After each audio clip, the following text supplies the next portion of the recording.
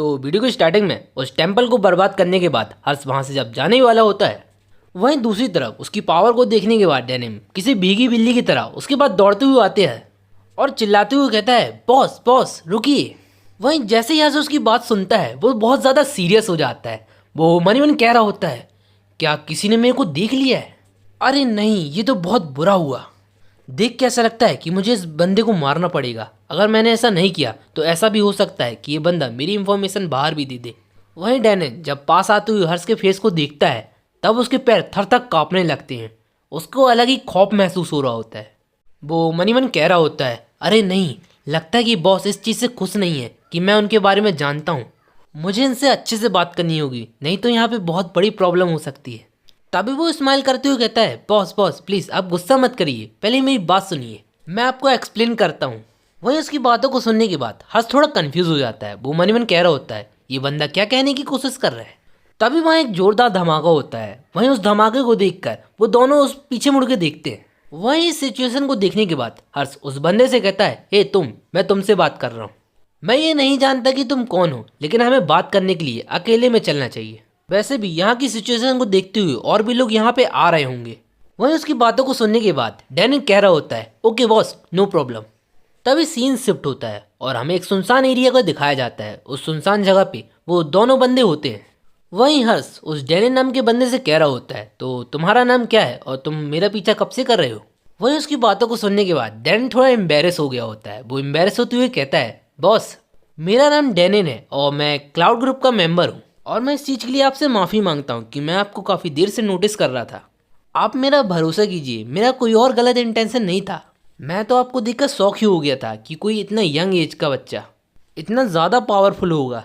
उसकी बातों को सुनने के बाद हर्ष शौक होते हुए कह रहा होता है, तो तुम ये कह रहे हो कि तुम मेरा पीछा बहुत लंबे टाइम से कर रहे थे? वहीं मैं सोचूं कि मुझे ऐसा क्यों लग रहा है कि कोई मुझे नोटिस कर रहा है। तभी डैनिन आगे बताता है, हमारे जो क्लाउड ग्रुप के मास्टर थे वो बेशक बहुत पावरफुल थे, लेकिन उन्होंने सीक्रेट रियम से आने वाले मॉन्स्टर को रोकने के लिए एक सील का इस्तेमाल किया और उस सील को लगाते लगाते उन्होंने अपनी लाइफ को गिव अप कर दिया।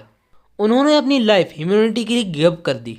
लेकिन आपको ये तो पता ही होगा कि इंसानियत का सबसे बड़ा दुश्मन खुद ही इंसान होते हैं।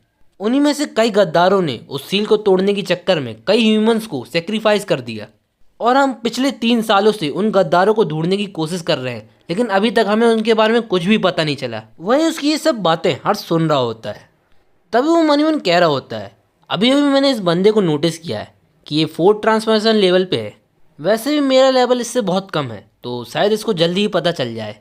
वहीं दूसरी तरफ हर्ष जिस तरह डैनिन को इस तरह से देख रहा था, उसे देखने के बाद डैनिन बहुत ज़्यादा घबरा गया होता है। उसके चेहरे से पसीना आ रहा होता है। वो मन मन कह रहा होता है, बॉस को क्या हुआ? वो मुझे इतना सीरियस नज़र से क्यों देख रहे हैं? कहीं ऐसा तो नहीं कि वो मुझे मारने के बारे में सोच रहे हैं? अरे नहीं नहीं, लगता है मैं कुछ ज़्यादा ही सोच रहा हूँ। तभी डैनिन थोड़ा सीरियस होते हुए कहता है, बॉस आपकी पावर के कारण और आपने जो सीक्रेट रियम में इतनी बड़ी तबाही मचाई थी, आपने एक तरीके से क्लाउड ग्रुप और इंसानियत की सीधे सीधे मदद की है और इसलिए मैं आपकी बहुत ज़्यादा रिस्पेक्ट करता हूँ। अगर आपको किसी भी तरह की दिक्कत हो या कोई भी प्रॉब्लम हो तो आप मेरी मदद ले सकते हैं। वहीं उसकी बातों को सुनने के बाद हर्ष थोड़ा सीरियस हो जाता है। वो मन ही मन कह रहा होता है, ये बंदा मुझे जितना सिंपल दिख रहा है वैसा मेरे को लग नहीं रहा है। वैसे ये 4 ट्रांसमिशन एबिलिटी यूज़र के अलावा एक बहुत बड़े ग्रुप का भी मेंबर है और इसके साथ कांटेक्ट में रहना मेरे लिए फ़ायदा ही होगा। तभी हर्ष डैनिन को सीरियस टोन में देखते हुए कहता है, डैनिन जो कुछ भी तुमने अभी मुझे बताया है मैं उसको अच्छे से समझ गया हूँ, लेकिन मैं तुमसे बस ये चाहता हूँ कि आज यहाँ जो कुछ भी हुआ है तुम उसके बारे में किसी को भी नहीं बताओगे। उसकी बातों को सुनने के बाद डैनिन कह रहा होता है, डोंट वरी बॉस, इसके बारे में मैं किसी को कुछ भी नहीं बताऊंगा। मैं एक कसम खाता हूँ कि मैं अपने क्लाउड ग्रुप को भी इसके बारे में कुछ नहीं बताऊंगा। साथ ही वो मन ही मन कह रहा होता है, बॉस भले ही आप डार्क पावर एबिलिटी यूज़र हो, ये पावर ज़्यादातर इविल लोगों के पास होती है, लेकिन मैंने ये खुद देखा है कि आपके कारण किसी भी इनोसेंट की जान नहीं गई और इसके साथ ही आपने सीक्रेट विलियम के मॉन्स्टर को रोका ही नहीं बल्कि इस पूरी सिटी को बचा लिया। अब ऐसा बंदा भले ही डार्क पावर यूज़र हो, लेकिन मेरे लिए वो किसी मास्टर से कम नहीं। वो अभी ये सब सोच ही रहा होता है कि तभी हर्ष उसे आवाज़ देते हुए कहता है, डैनिन मैं अभी सिटी की तरफ जा रहा हूँ, तो क्या तुम चलना चाहोगे? तभी डैनिन कहता है, हाँ बॉस ज़रूर। तभी अचानक हर्ष का फ़ोन रिंग करने लगता है। जब वो अपने फ़ोन कॉल को रिसीव करता है तब उसे दूसरी तरफ से टीचर क्यू की आवाज़ सुनाई देती है, जहाँ पे वो कह रही होती हैं, हर्ष अभी तुम कहाँ पे हो? तभी वो बताता है, वेल मैं अभी शहर से बाहर आया हूँ, अगर आपको किसी भी चीज़ की ज़रूरत है तो आप मुझे अभी बता दीजिए। वहीं उसकी बातों को सुनने के बाद टीचर क्यों कह रही होती हैं, ओह ऐसा है क्या, तो जब भी तुम आना तो मेरे से आके ज़रूर मिलना, मुझे तुमसे कुछ बातें करनी थी। वहीं फ़ोन कॉल को रखने के बाद वो मन ही मन कह रहा होता है कि टीचर क्यों ने मुझे अचानक ही फ़ोन कॉल क्यों किया। वहीं दूसरी तरफ हमें उन्हीं में इसको दिखाया जाता है जो शेड्यूल लाइन ग्रुप की मेंबर रहती हैं, जो टीचर क्यों से कह रही होती हैं। मुझे लगता है कि जो हर्ष है वो एक बहुत बड़ा सस्पेक्ट हो सकता है।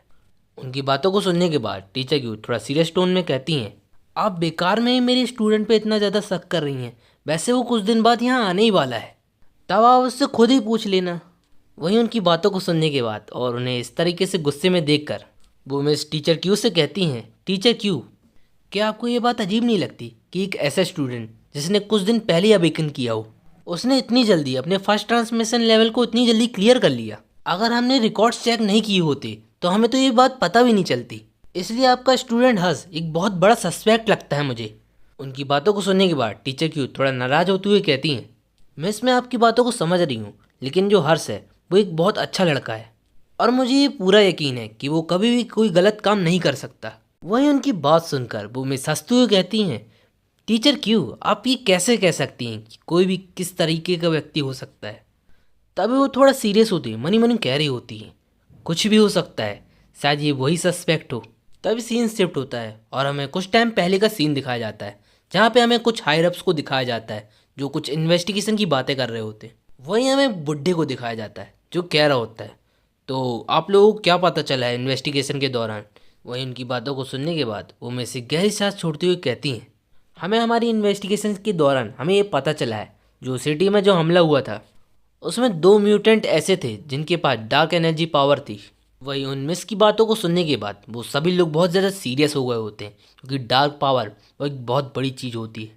तभी वो बुढ़े से शकल वाला फिर से उस मिस से कहता है, तो आप तो खुद एक म्यूटेंट हुई, क्योंकि आप शैडो लाइन ग्रुप की मेंबर हैं तो आपके पास भी डार्क एनर्जी तो होगी।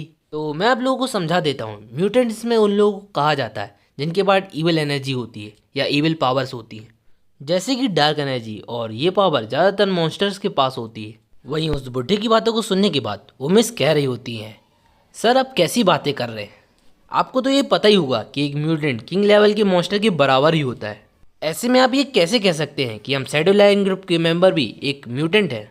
तो गाइस इस वीडियो को मैं यहीं पे एंड करूँगा और तब तक के लिए आप मेरी वीडियो को लाइक और चैनल को सब्सक्राइब जरूर कीजिए।